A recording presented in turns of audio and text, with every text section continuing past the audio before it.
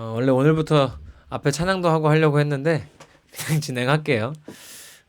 우리 오늘 유튜브로도 봐주실 분들 계시고 지금 또 여기 줌에 참여해 주신 분들도 계신데 이제 오늘은 특별히 이제 초등학교 고학년이거나 아니면은 이제 우리 중고등부 아이들에 관련된 이야기가 더 많을 것 같기는 합니다만 어 그런 것 같아요. 결국에는 지금 어린 아이들이 자라서 청소년이 되고 지금 어린아이들이 자라서 그 어른이 되는 거잖아요. 결국에는 우리가 이 소통에 대한 내용을 지금부터 정리해 놓고 우리 아이의 나이와 관계없이 조금 진행할 수 있다면 어 미리미리 참 좋지 않을까 생각을 해보면서 제가 기도하고 일단 진행하겠습니다.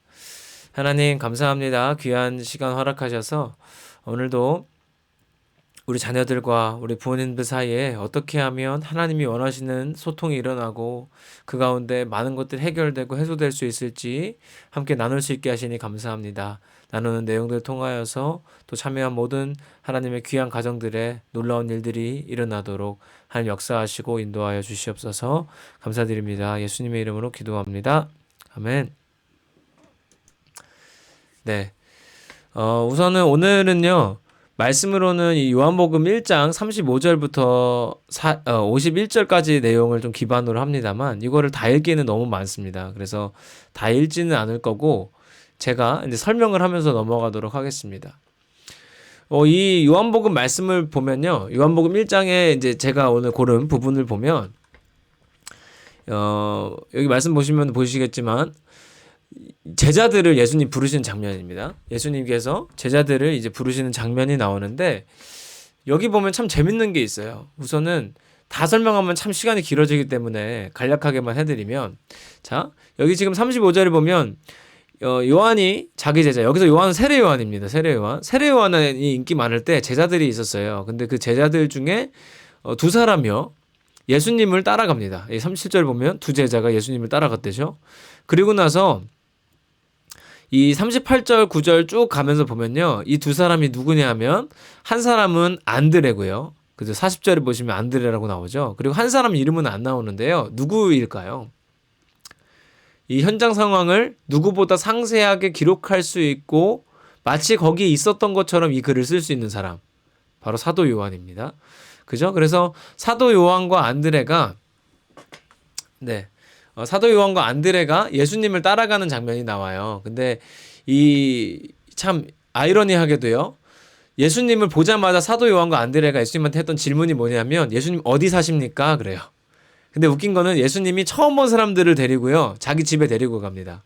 그리고 나서 제 생각에는 예수님 집에서 이제 예수님이 뭐 제자들을 패거나하시진 않았을 것 같고 밤을 새고 얘기를 하신 것 같아요. 그래서 결국은요.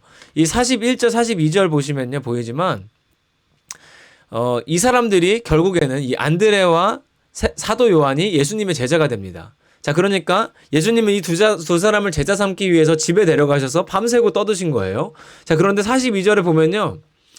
그 은혜 받은 사람들, 그러니까 사람들, 사도 요한과 안드레, 그리고 안드레의 동생이 누구였냐면 베드로인데 자기들 은혜를 받고 나서 너무 신이 나가지고 동생을 바로 찾아가요. 그래가지고 동생한테 야 내가 메시아를 만났다라고 41절에서 말합니다. 그리고는 42절부터 바로 베드로가 제자가 돼요. 여기서 보면 여러분 어떤 차이가 느껴지세요?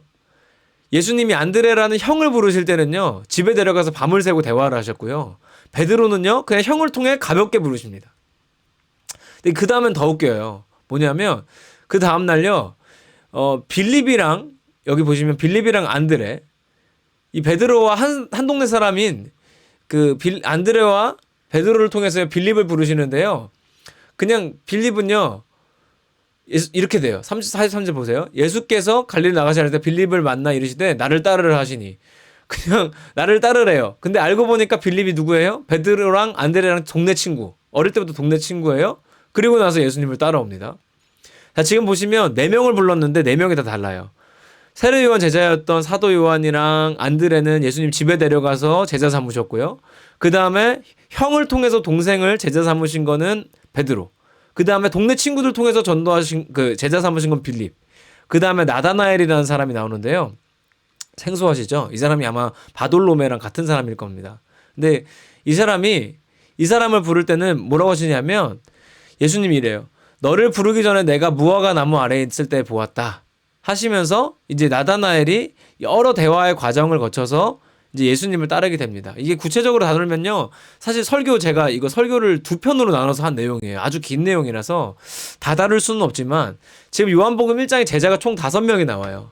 그런데 예수님이 5명을 부르신 방식이 어떠냐면요. 다 달라요. 예수님은 단 한 명도 같은 방식으로 부르시질 않습니다. 5명을 다 다른 방식으로 부르셨어요.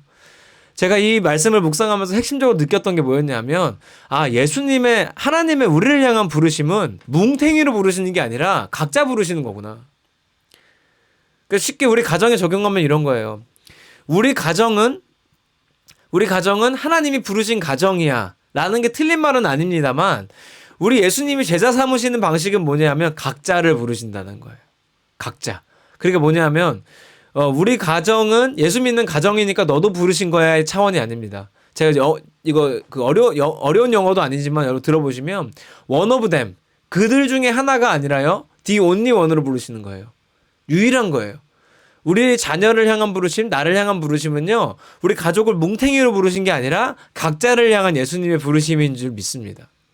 제가 왜 소통 얘기를 하면서 이 말씀을 드리냐면, 자, 우리 여기 지금 그 중고등부 부모님들도 계십니다만, 제가 진짜로 지난주에, 바로 전 주일에 제가 아이들에게 물어봤습니다.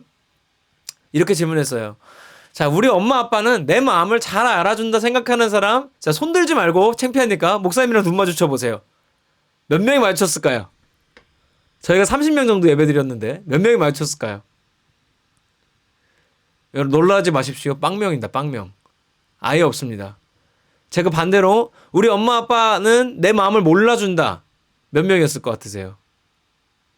29명. 한 명은 졸고 있어. 그러니까 100%예요. 우리 아이들은 100%. 자, 여러분 가정 얘기입니다. 지금 남의 교회 얘기하는 게 아니라 우리 교회 얘기. 저 서서울교회 무슨 서생명교회 서명성교회 여기가 아니고요. 지금 우리 교회 얘기예요. 지금 세명성교회 얘기. 우리 아이들은 100%가 우리 엄마 아빠는 내 마음을 모른다고 대답했습니다. 100%.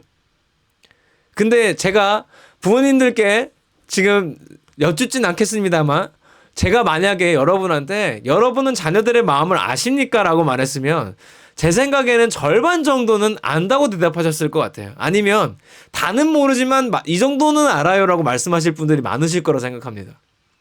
근데 아이들은 어떻다고요? 제로. 우리 엄마 아빠는 내 마음을 모른다는 거예요. 그러면 어디서 문제가 생긴 걸까? 여러분 이 문장 기억해 놓고 들으세요. 제가 되게 좋아하는 김창옥 교수님이 많이 쓰시는 표현인데 결국 소통이 되지 않으면 고통이 오는 겁니다. 가정에서 생기는 대부분의 문제는 사실 소통의 문제거든요. 자, 그러면은 이 소통의 문제를 지적하지만 말고 해결해달라는 거죠. 자, 중요한 얘기를 다 끝내고 나니까 자꾸 들어오시는데, 자, 다시 한번 말씀드리면, 소통이 안 되면 고통이 찾아옵니다. 자, 그런데 지난주에 저희 교회 아이들 대상으로 제가 물었을 때, 교회 아이들 99%가 우리 엄마 아빠는 내 마음을 모른다고 대답했어요. 저희 교회 아이들. 귀대게 자녀들이 다 포함이 돼 있으시죠? 저희 교회 아이들 99%가 우리 엄마 아빠는 내 마음을 모른다 그랬어요. 그럼 어디서부터가 문제일까? 저도 이 문제를 가지고 정말 오래 고민했고요. 저는 늘 조심스럽습니다만 제가 자라오는 과정을 생각을 해보고 기억을 더듬어 보면요. 저도 사실 똑같은 생각을 했던 것 같아요. 저희 부모님이 누구신지 다 아시죠? 근데 저도 저희 부모님이 누구신지 여러분 다 아심에도 불구하고 저도 중고등학교 다닐 때 똑같은 마음이 있었어요.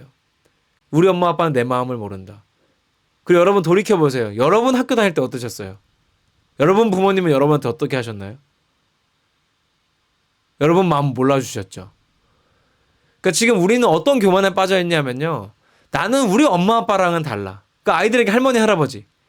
나는 우리 엄마 아빠처럼은 안 하고 있어라는 스스로의 교만과 자만에 빠져있는 가정이 너무너무 많아요. 근데 실제로 아이들에게 물어보면 아이들은 우리 엄마 아빠는 내 마음을 모른다는 거예요. 이게 팩트인 거죠. 아이들 입장에서 우리 엄마 아빠와 소통은 되지 않고 있다는 거예요. 일례로 말씀드리면요. 제가 아이들과 이런 소통하면서 제 과거 기억들을 많이 꺼내보는데요. 제가 되게 충격적이었던 기억이 중학교 2학년 때인데 뭐냐면 제가 그 당시 학교에서 별명이 뭐였냐면 지금으로 따지면 이제 자만충 같은 거였어요. 친구들이 저를 굉장히 교만하고 자만한 사람이라고 놀렸어요. 왜냐하면 제가 잘난 척이 아주 그때는 하늘을 찌를 때였어요. 제가 키도 작고 뭐 몸도 마르고 운동도 못하고 사실 그랬는데요. 제가 잘하는 거는 딱 하나였어요. 말 잘하는 거. 말 잘하는 거밖에 없었어요. 그래서 저는 학교에서 항상 발표 왕이었고 입만 살았어요. 그때도. 근데 저는 그걸 가지고 친구들 앞에서 정말 자랑을 많이 하고 나 이런 사람이야 하고 막 그랬어요. 공부를 잘하지도 않았습니다. 그 당시에는. 근데 제가 집에서 어떤 일을 하고 있었는데 제가 그 구체적인 무슨 일인지까지는 기억이 안 나는데요. 저희 아버지가 누군지는 다 아실 겁니다만 저희 아빠가 저한테 그랬어요. 너는 왜 이렇게 자신감이 없니? 매사에 자신감이 없니라고 얘기하신 거예요. 제가 지금까지도 그 기억이 나는 이유는 뭘까요? 우리 엄마 아빠는 나를 모르는 거죠. 몰라도 너무 모르는 거예요. 여러분 놀라지 마세요. 여러분 친구들 앞에 있는 여러분의 자녀와 여러분 앞에 있는 여러분 자녀는 완전히 다른 사람입니다. 여러분도 아실걸요? 가끔씩 경험하셨을걸요? 다른 사람입니다. 그러면 왜 우리 아이는 실제로 소통을 많이 해야 되는 우리 부모가 아니라 친구들과는 그렇게 되는데 왜 나랑은 되지 않을까? 그러니까 엄마 아빠들이 이걸 어떻게 해결하려고 그러냐면 친구가 되면 우리 아이가 소통을 해주겠니라고 생각해요. 여러분 친구처럼 되는 것과 친구가 되는 것은 완전히 다르거든요. 그리고 부모님은요 죽었다 깨도 친구가 될 수 없어요. 이건 인정하셔야 됩니다. 왜? 우리가 극복할 수 없는 세대 차이가 있어요. 여러분 우리 아들내미들이랑 같이 롤 하실 수 있어요? 핸드폰 게임 하실 수 있어요? 그죠? 제가 여쭤볼까요? 우리 자녀들이 제일 좋아하는 유튜브 채널이 어디예요? 이거 아무도 모르실 거예요. 그죠? 우리는 친구가 될 수 없어요. 우리가 보면 재미없거든요, 그거. 근데 친구가 되겠다고 어설프게 그 아이들 언어 쓴다고 신조어 공부하고 이런 거 하나도 도움 안 돼요. 아이들이 설문조사 결과로 냈던 게 있어요. 어른들이 신조어 어설프게 쓰는 게 제일 싫대요. 그냥 어른들은 언어를만 했으면 좋겠대요. 이거 우리 거니까. 그럼 뭐 어떻게 하라는 거냐? 제가 오늘 답을 드릴게요. 일단 문제의 근원이 어디 있냐면요. 저희 나라 부모님들은 저도 비슷한 것 같아요. 지금 사랑의 열매 그렇게 키우는 것 같은데 저도 이제 바꾸려고요. 뭐냐면 너무 많은 것을 해줍니다. 가장 늦게까지 부모님과 같이 수면하는 나라 대한민국이고요. 가장 늦게까지 부모님 도움받는 나라가 대한민국입니다. 대학교 학비까지 부모가 다 대주는 나라는 흔치 않아요. 우리나라에선 너무 당연한 일이죠. 근데 외국 사례에서는 흔하지 않은 일입니다. 그리고 분리수면이 보통은 유럽 같은 경우는요. 돌 지나면 보통 다 분리수면이에요. 다 따로 자요. 우리나라는 저희 집도 그렇죠. 제 생각에는 이대로 가면은 사랑이 유치원 갈 때까지도 따로 못 잘 것 같습니다. 제 생각엔 그렇습니다. 근데 그렇게 자란 아이들이요. 이제 초등학교도 가고 중학교도 가고 고등학교도 가면 하나씩 독립을 해야 되잖아요. 그런데 우리는 육체적인 독립 외에 정서적이고 경제적인 독립이나 이런 것들에 대해서는 생각을 많이 하지 않아요. 제가 사실은 지난주에 나눈 내용, 필요하신 분들 지난주 거 보세요. 지난주에 나눈 내용은 뭐였냐면 경제적인 독립은 빨릴수록 좋다는 얘기를 사실 돌려 했던 거고요. 오늘 얘기는 정서적인 독립이에요. 자, 정서적인 독립에서 핵심이 뭐냐면 이거 진짜 중요해요. 잘 들어두세요. 정서적인 독립에서 제일 중요한 건 뭐냐면요. 스스로 자기 조절하는 방법을 배우게 하는 거예요. 심리학에서는 자기 조절력이라고 표현하는데 자기 조절력이 있어야 돼요. 그런데 자기 조절력은 언제부터 잘하는지 아세요? 우리가 그렇게 힘들어하는 아이들 사춘기 시작됐을 때 있죠. 그때 자기 조절력이 발달하기 시작하는 거예요. 언제 발달할까요? 여러분 다 겪으실 거고 겪어보셨을 거예요. 아이가 엄마 아빠랑 안 놀고 문 닫고 방에 들어가기 시작했을 때. 그때 아이들이 지금 자기 조절력을 배우는 기간인 거예요. 하나님이 사춘기를 만드신 이유는요. 스스로 감정을 조절하고 스스로 감정을 컨트롤하고 이겨내고 극복하는 방법을 가르치시기 위함이거든요. 그런데 우리는 엄마 아빠가 뭐든지 해주는 거에 익숙하다 보니까요. 그 감정을 해결하는 방법조차 엄마 아빠가 가르치고 싶어해요. 할 수 있다면 학원도 보내주고 싶을 겁니다. 아마. 할 수 있다면 감정을 가르치는 학원, 학교에서 배우기를 원할지도 몰라요. 근데 사실 그걸 누가 가르쳐 줍니까? 아이들이 여러분 살다 보면 화나는 일이 어떻게 없어요. 사랑에도 화나는 일이 있더라고요. 제가 보니까 열매도 화나는 일이 있어요. 돌쟁이도요. 사람이 살다 보면 화나는 일이 다 있거든요. 근데 화가 났을 때 분노를 삭히는 방법, 분노를 이겨내는 방법을요, 방에서 혼자서 좀, 여러분 해보시면 알죠. 부부싸움하고 하시면 맨날 하시잖아요. 그죠? 아닙니까? 근데 싸우거나 하시면은 시간이 지나면 그냥 좀 내려앉는 것도 있잖아요. 그러면은 우리 아이들이 엄마 아빠랑 대화가 안 돼서 답답할 때 방문을 닫고 들어갔어요. 근데 그때 내버려두면 되거든요. 내버려두면 분노를 혼자 삭히기도 하고요. 슬프면 혼자 울기도 합니다. 그리고 혼자서 뭐 유튜브 보고 놀기도 해요. 그게 나쁜 게 아니거든요. 근데 우리는 그걸 다 나쁜 걸로 취급해요. 그래서 아이들이 유행어 중에 몰폰이라는 말이 있어요. 몰폰. 저는 절대 그렇게 안 하려고 지금도 마음 먹고 있는데요. 왜 집에서 핸드폰을 몰래 해야 됩니까? 왜? 우리 엄마 아빠는 집에서 자유롭게 하시면서, 엄마 아빠도 자유롭게 못 하시죠. 몰폰 해놓고. 그냥 다 같이 자유롭게 하세요. 괜찮아요. 그거 조절하는 능력도 배워야 되는 거잖아요. 스마트폰 없이 살 거 아니면 그거 조절하는 능력도 배워야 되는 거거든요. 그러면 하면서 배워야지 어떻게 안 하고 조절하는 법을 배워요. 이걸 너무 어렵게 접근하는 거예요, 우리는. 제가 지금도 감사한 게 있어요. 저희 엄마 아빠는요, 바쁘시다는 핑계로 저를 고등학교 갈 때까지 컨트롤 하신 적이 없습니다. 저는 공부하라는 말을 들어본 적이 한 번도 없어요. 학원을 어떻게 다녔냐면 엄마가 저한테 카드를 줬어요. 중학교 때부터. 그래서 그 당시만 해도 흔치 않은 일이에요. 학원을 제가 고르고 제가 상담을 받고 제가 카드를 긁었어요. 신기하시죠? 제가 학원도 그만뒀습니다. 스스로. 제가 이번에 성적이 떨어져. 사실은 학원이 그냥 마음에 안 든 거예요. 근데 핑계를 대요. 알아서 핑계대고 알아서 그만뒀어요. 제가 그게 너무 감사한 게 뭐냐면 그때부터 자기 스스로 뭔가 해결하는 법들을 많이 배웠어요. 근데 그 중에서도 지금 아이들이 꼭 필요한 게 뭐냐면 자기 조절, 특히 감정, 정서에 대한 조절력이 필요해요. 표현할 줄도 알아야 되고 쓸 줄도 알아야 돼요. 그리고 여러분 이제 우리가 4차 산업혁명 맞이하면서요, 맞이할 미래는요, 이성적이고 계산적인 것들을 인간보다 AI가 잘하는 시대입니다. 당연한 거죠. 당연한 거. 이제는 우리가 감정적이고 정서적인 일들이요, 각광받는 시대가 올 거예요. 그러면 그거를 잘 만질 줄 아는 사람이 그것도 잘하거든요. 그런데 방에 문 닫고 들어갔을 때 제가 아이들에게 들은, 최근에 제 경험이 아닙니다, 저희 교회 아이들에게 들은 경험한 바에 따르면, 제가 물어봤어요. 너희가 문 닫고 방에 들어가면 엄마 아빠가 어떻게 하니? 그러면 애들이 그러더라고요. 너 당장 안 나와! 그래서 엄마 아빠는 당장 나와서 이걸 가르치고 이거를 해결하고 싶은 거예요. 왜? 내 마음이 불편하니까. 이게 핵심이에요. 애를 위한다고 생각하시잖아요, 사실은. 근데 자세히 깊이 있게 들여다보시면 나를 위한 거예요. 내 감정이 지금 불편하니까 너 당장 나와서 나랑 감정을 해결하자. 여기서부터 소통이 막히는 겁니다. 왜 아이들이 크면 클수록 부모님들과 얘기도 안 할까요? 대화가 안 된다고 느낀 거예요. 이미 사춘기 때부터 벽을 느낀 거예요.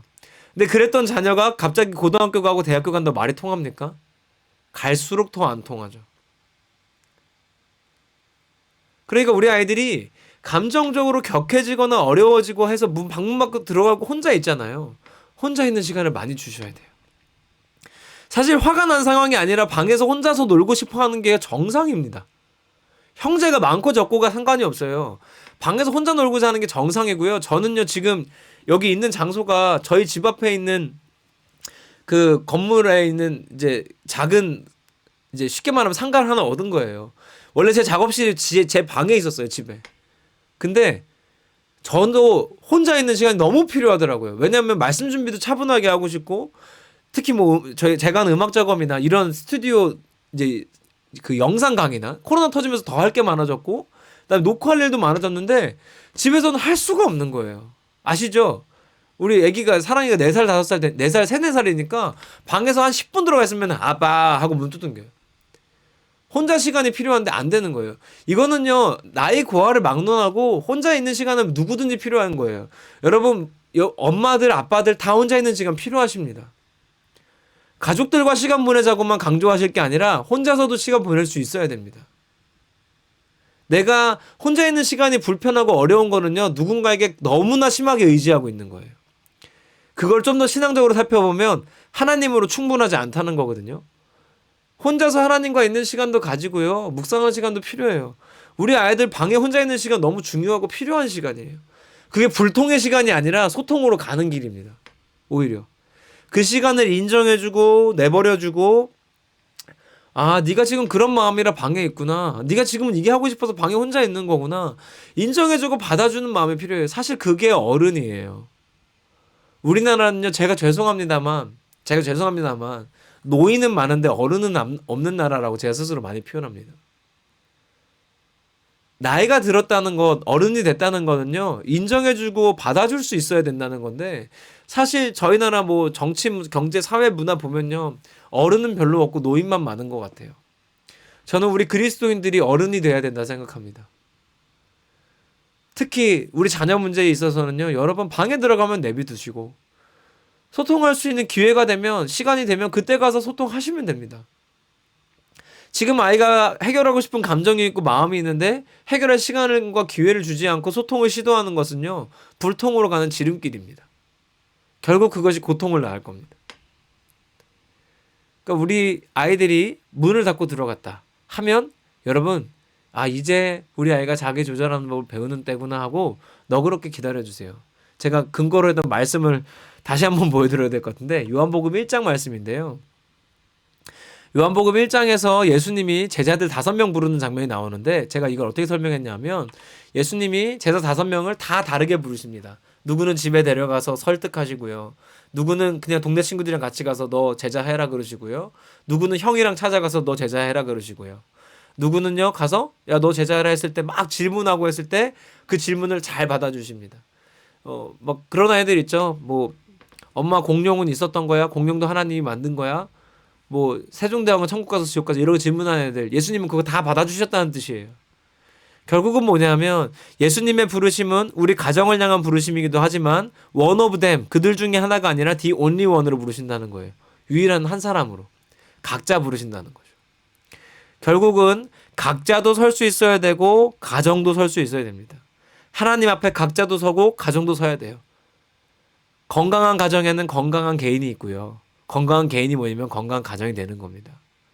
그래서 우리 아이들이 방 안에 들어가서 문 닫고 있다고 해서 소통을 하고 싶지 않은 게 아니라 소통으로 가는 길이라는 걸 인정해 주시고 이해해 주시면 좋겠어요. 그리고 저는 부모님들께 건의드리는 거예요. 목사님, 그렇게 하면 버릇 없어져요. 막 이렇게 생각하시는 부분들이 있으시죠. 많이 거절하시는 것들. 여러분, 너무 무리하고 불가능한 거 아니면 웬만하면 들어주세요. 말도 안 되는 거 아니면 들어주세요. 제가 이건 제 진짜 솔직한 좀 고백인데요. 제가 지금까지도 어려움을 겪는 부분이 있다면요. 저는 지금도 똑같이 생각해요. 저희는 저희 부모님한테 제가 하고 싶은 일을 용납받아 본 적이 없다는 생각을 지금도 가지고 있습니다. 예를 들면요, 여러분 충격받으실지 몰라요. 저희 목사님이 40대에는 더 하셨는데, 제가 20살 돼가지고요, 고등학교 때까지, 저는 고3 때까지 엄마가 시켜서 바이올린을 했어요. 지금 바이올린 시키시는 엄마들 있으시죠? 예, 저는 애가 싫어하면 하지 말라고 부탁드립니다. 제가 고3 때까지 바이올린을 했어요. 저 10년 넘게 했어요. 저 되게 잘했습니다, 바이올린. 근데요, 제가 진짜 배우고 싶었던 악기는 기타였고 드럼이었고, 저는 그거를 교회 형들한테 돈 안 주고 그냥 배울 수밖에 없었습니다. 왜? 엄마 아빠 안 도와주니까. 제가 엄마 아빠 형들 찾아가서 가르쳐달라고 해서 몰래 배웠고요. 그거를 열심히 배웠습니다. 그러다가 고3 때서야 공부 핑계를 대고 바이올린을 그만두고 둘 수 있었어요. 세상을 다 가진 기분이었습니다. 고3인데 행복했습니다. 바이올린 안 하는 이유로. 그리고 놀라운 건 뭔지 아십니까? 제가 10년 바이올린을 했고요. 바이올린을 딱 1년 놨는데요. 바이올린을 까먹었습니다. 완전히 하는 법을 하나도 까먹었어요. 도레미파솔라시도를 못했습니다. 하기 싫은 일은 그런 겁니다. 용납받지 못하면 그런 거예요. 근데 제가 너무 힘들고 속상했던 게 뭐냐면, 벌써 10몇 년 된 일이니까 제가 20살 돼서요, 드럼을 이제 전문적으로 좀 레슨을 받아보고 싶어서 제 레슨도 알아보고 했는데, 그때도 엄마 아빠가 그렇게 지지해 주시지 않더라고요. 그리고서는 저한테 넌지시 하신 말이 뭐였냐면, 저한테는 그게 상처가 됐었어요. 사실은 뭐라고 하셨냐면, 영광아, 그런 거는 전문가나 하는 거야. 전문가한테 맡기고 너는 공부 열심히 해. 신학생이니까. 저는요, 그게 되게 오랜 기간 상처였는데요. 근데 지금 보세요, 여러분. 지금 제가 원해서 배웠던 것들로 지금 교회에서도 쓰임받고요. 교회도 저를 통해서 득을 보고 있습니다. 제가 교회에서 키워낸 드러머가 몇 명입니까? 제가 교회에서 키워낸 연주자가 몇 명이에요? 그죠? 저는 제가 선택한 일을 제가 책임졌거든요.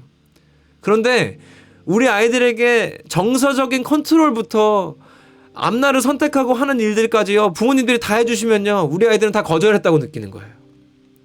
아이들이 왜 엄마 아빠가 잘해주는데도 아이들은 왜 저한테는 엄마 아빠랑 소통이 안 된다고 말할까? 엄마 아빠가 이렇게 잘해주는데 잘해주는 게 문제가 아닌 거예요. 하고 싶은 대로 좀 해주세요. 그냥 내비둬 주시고 하고 싶은 대로 해주시고, 그리고 마지막으로 부탁드려요. 신뢰해주세요. 믿어주세요. 때로는요 좀 개판 칠 때 있습니다. 어떻게 개판 안 치고 삽니까? 저도 사고 많이 쳤습니다. 중학교 때. 저도 중학교 때 사고 엄청 많이 쳤어요. 저 시험 빵점 맞은 적도 있습니다. 친구 시험지 보여줬다가 컨닝으로 걸려가지고 빵점 맞았습니다. 저 친구들이랑 싸운 적도 많고요. 사고 많이 쳤어요. 저는 손가락, 발목 어디 하나 안 부러진 데가 없습니다. 다 해봤습니다. 다 부러져 봤어요. 다 다쳐보고요. 여러분, 저 보면서 안 그랬을 거라고 생각하셨습니까? 안 그런 남자아이는 없습니다. 그게 이상한 겁니다. 오히려 내버려 두시고 허용해 주시고 믿어주세요. 제가 아이들한테 듣는 말 중에 제일 속상한 말이 그거예요. 어느 아이라고 밝히진 않겠지만 저희 교회 아이가 저한테 한 말이에요. 저희 엄마 아빠도 저를 안 믿는 것 같아요 라고 되게 웃으면서 말했지만, 저는 그 얘기 듣고 너무 슬펐어요. 엄마 아빠가 안 믿어주는데 누가 이 아이를 신뢰해 줍니까?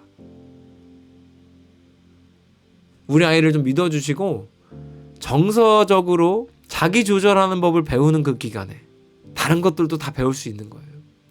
그리고 여러분, 그게 조절이 되잖아요. 여러분, 죄송한 얘기인데 공부는 20살 돼서 해도 안 됐습니다.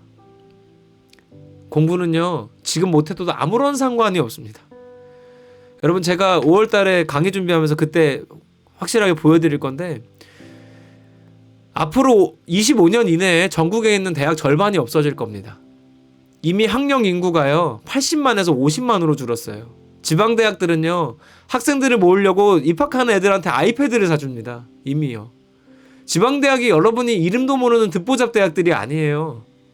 부산대, 전북대 이런 학교들이 하고 있는 일이에요. 이게 그 동네에선 서울대 아니었습니까? 이미 여러분, 우리가 종교처럼 생각하고 있던 대학들이 다 무너지고 있는 걸 우리 눈앞에서 보고 있는데도요, 우리는 아직도 그것 때문에 더 중요한 걸 놓쳐요. 근데 그게 해결이 되잖아요.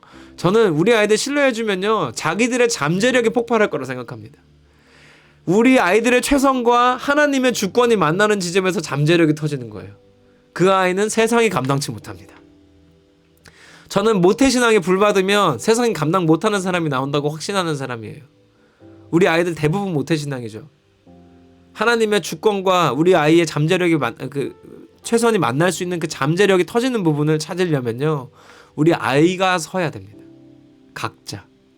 각자를 향한 부르심 앞에 아이가 설 수 있게 여러분 도와주십시오. 신뢰해 주시고 혼자 있는 시간을 허락해 주십시오. 그리고 말도 안 되는 거 아니면 웬만하면 좀 들어주세요. 웬만하면 많이 허용해 주세요. 우리 아이들 허용받지 못하고 환영받지 못하는 시대에 살고 있어요. 돈 한 푼 내지 않으면 학원도 못 가는 시대, 돈 내지 않으면 이용할 수 있는 게 없는 시대를 살고 있어요. 가정과 교회에서밖에 그거 못 해줍니다. 우리 시간이 많이 갔는데요, 기도하고 마무리했으면 좋겠어요. 이 시간에 여러분, 제가 오늘은 기도 한 번 하고 끝내겠습니다. 근데 이 시간에 여러분의 많은 것들을 내려놓으시고 하나님 앞에 나아가셨으면 좋겠어요. 우리는 우리 아이들의 미래를 장담할 수도 없지만 우리 아이들을 컨트롤하고자만 했던 우리의 과거들을 좀 내려놨으면 좋겠습니다. 우리 아이들을 그들 중에 하나가 아니라 유일한 한 사람으로 각자 부르신 그 예수님의 부르심 앞에 우리 아이들이 순종할 수 있도록 이렇게 기도합시다. 하나님, 이제는 제가 우리 아이들을 하나님께 더욱 맡겨드립니다. 우리 자녀를 신뢰하고 하나님을 신뢰하게 하시옵소서. 우리 자녀들에게 하나님이 주시고자, 하나님이 이루고자 하시는 뜻들을 우리 자녀들이 알아갈 수 있도록, 정서적으로도 분리되고 신앙적으로도 독립될 수 있도록 하나님, 우리 아이들 세워주시옵소서. 하나님 인도하여 주시옵소서. 오늘은 이 한 가지만 놓고 하나님 앞에 나아갑시다. 기도합시다. 하나님 감사합니다. 하나님께서 우리 아이에게 가르치고 싶으신 게 있으셔서 신앙적으로 정서적으로 독립하기 원하시는데 우리 아이를 향한 부르심보다 나를 향한 부르심에 집중하여 내가 원하고 내가 바라는 대로 우리 아이들을 컨트롤하고자 하진 않았는지, 교육이라는 이유로 우리 아이들의 자유를 너무나 무시하고 우리 아이들의 의견은 듣지 않고 소통하지 못했던 과거들을 내려놓습니다. 방문을 닫고 들어가 각자의 시간을 가지고 하나님을 만나고 자기를 조절하는 배우는 그 시간을 우리가 허가하지 않고 허용하지 못했음을 인정합니다. 우리의 나약함과 우리의 연약함 때문이며 우리의 불안함 때문임을 이 시간 인정하며 나아갑니다. 하나님, 우리 가정들 가운데 변화를 허락하여 주시옵소서. 이제는 자녀를 향한 불안들을 내려놓고 우리 각자를 향한 부르심에 더욱 순종하며 하나님께 나아갈 때 하나님께서 우리 자녀들 우리가 생각하고 우리가 원하는 것보다 더욱 놀랍게 사용하실 줄 믿사오니 인도하여 주시옵소서. 하나님의 주권과 우리 아이의 최선이 만나는 그곳에서 우리 아이의 잠재력이 폭발할 줄 믿습니다. 세상이 감당치 못할 하나님의 귀한 일꾼들이 세워질 줄 믿습니다. 우리 자녀들 축복하시고 인도하여 주시옵소서. 하나님 고맙습니다. 우리가 온라인이지만 귀한 시간 가지게 인도해 주시니 감사합니다. 우리를 그저 무리로 부르신 것이 아니라 각자 부르신 그 예수님의 부르심 앞에 우리 자녀들도 각자 나아가기를 원합니다. 정서적으로 신앙적으로도 독립할 수 있기를 원합니다. 각자 만나시기 원하시는 하나님 앞에 우리 아이들 방 안에서 나아갈 수 있기를 소망합니다. 이제는 우리 부모님들도 각자를 향한 부르심에 집중하며 하나님께 나아가게 하시고 우리 자녀들을 신뢰해주고 하나님을 신뢰하는 마음으로 놀라운 승리를 맛볼 수 있도록 인도하여 주시옵소서. 하나님의 주권과 우리 아이의 최선이 만나 우리 아이의 잠재력이 터지는 그날을 기대하게 하시며 세상에 감당치 못할 하나님의 귀한 일꾼들을 우리 생명성교회 자녀들 가운데 세우실 줄 믿사오니 우리 참여한 자녀들 또 참여하지 못한 자녀들 가운데 하나님 놀라운 일들 행하여 주시옵소서. 감사를 드립니다. 예수님의 이름으로 기도합니다. 아멘. 네, 감사합니다. 오늘 자녀 축복 기도회는 여기서 마치